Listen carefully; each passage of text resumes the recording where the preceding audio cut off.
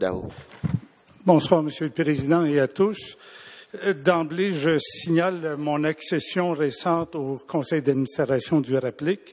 Et avant tout, je voudrais souligner mon grand respect pour M. Croteau, pour son ouverture générale, sa transparence, participation citoyenne, etc. Nous vivons dans une société se frottant à divers sujets tabous, pauvreté, vieillesse, santé mentale, mort et bien d'autres comme la mobilité réduite. Dans le dossier du duplex de la rue des Érables, où l'arrondissement de Rosemont a refusé l'installation d'une plateforme élévatrice en 2013, laissant comme accommodement l'installation dans la cour arrière, pensons à la sécurité cour arrière versus devanture. Le bâti, le patrimoine ne devrait-il pas tenir compte des gens qui l'ont meublé, de suivre l'évolution des besoins des résidents, autant à l'intérieur qu'à l'extérieur, comprenant le bien fondé de l'urbanisme, équilibre, homogénéité, etc. Est-ce que l'urbanisme ne devrait pas s'ajuster aux besoins de l'être humain et non l'humain de s'ajuster à des règles inflexibles, Monsieur Croteau? A-t-on honte de la dure réalité de la vie qui demande des adaptations à en arriver à camoufler le tout dans la cour arrière? Monsieur Croteau. Merci, M. Daou, pour votre question.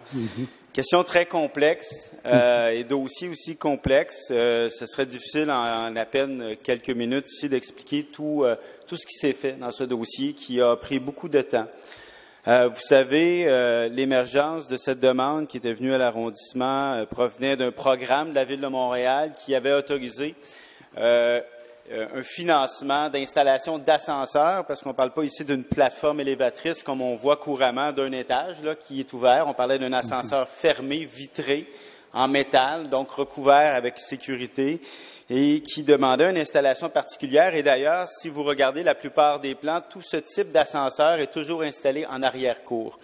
Or, le programme de financement n'avait pas tenu compte des règlements d'urbanisme qui existent dans les arrondissements et il n'y avait pas eu de contact entre les deux institutions, en fait, la direction de l'habitation et l'arrondissement. Ce qui fait que lorsque cette demande nous est parvenue, nous avions d'une part un secteur patrimonial, un secteur qualifié où on doit protéger le patrimoine et donc, dans le règlement d'urbanisme, il est interdit dans ces secteurs-là l'installation de ce type de structure. Et donc, nous, comme arrondissement, nous avions l'obligation d'application d'un règlement et vous avez tout à fait raison de dire où on doit évaluer l'humain et la protection du patrimoine. Il n'y a rien ici de très fixe, on est toujours dans un flou.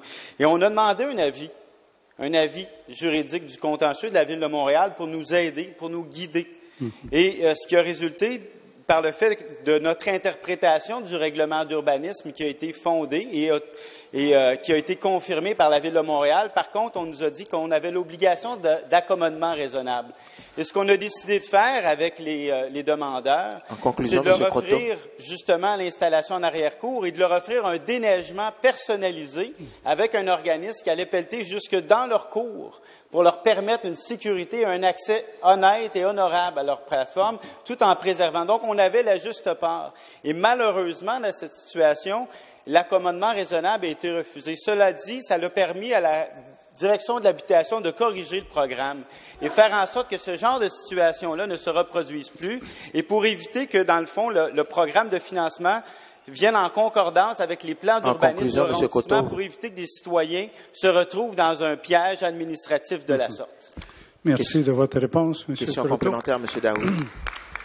Ma question s'adresse à M. le maire Coderre. À quoi sert la politique d'accessibilité universelle adoptée par Montréal et ses 19 arrondissements si le transport en commun, le milieu urbain, etc., n'est pas plus accessible? Est-ce de la poudre aux yeux? Comment Montréal ne démontre pas plus de leadership dans le domaine d'accessibilité universelle? Je comprends que, M. Daou, vous êtes tout nouveau à RAPLIC. Vous allez voir cependant qu'il y a quand même beaucoup de choses qui se sont faites entre-temps. Il y a toujours place à amélioration, il faut toujours en faire plus.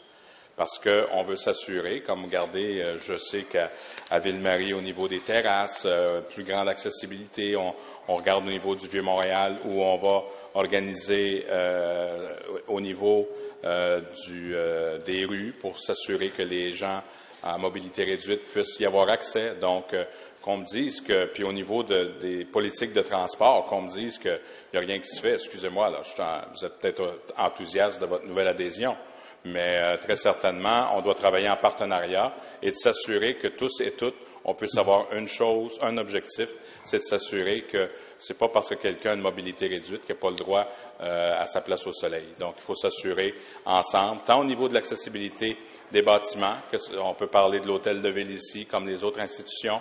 On travaille en collaboration avec mon collègue, notamment Russell Copeman, au niveau de l'habitation. Au niveau de la société de transport, on passe toujours des messages et on a ici des membres du conseil qui siègent au conseil d'administration pour effectivement nous assurer que ça se fait.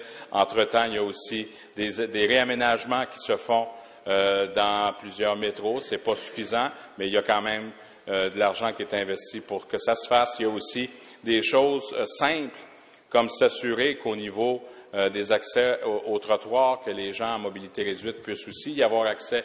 Donc, de temps en temps, regardez alentour de vous et quand on est en mesure de jouer pleinement notre rôle et d'assurer un service, je pense que tous ces gestes-là démontrent à quel point on est sensible à cette question et on doit travailler davantage ensemble pour nous assurer qu'au bout de la ligne, quand il y a des gestes comme dans Rosemont au niveau en conclusion, Monsieur le maire. Des ascenseurs, bien nécessairement, je pense que s'il y a des changements à faire au niveau des programmes, on doit le faire, mais ça ne doit pas se faire en vase clos. Il faut que l'ensemble des arrondissements puissent travailler de concert pour qu'on puisse harmoniser également nos actions pour que le citoyen puisse avoir accès. Merci, M. Daou. Merci, bonne soirée.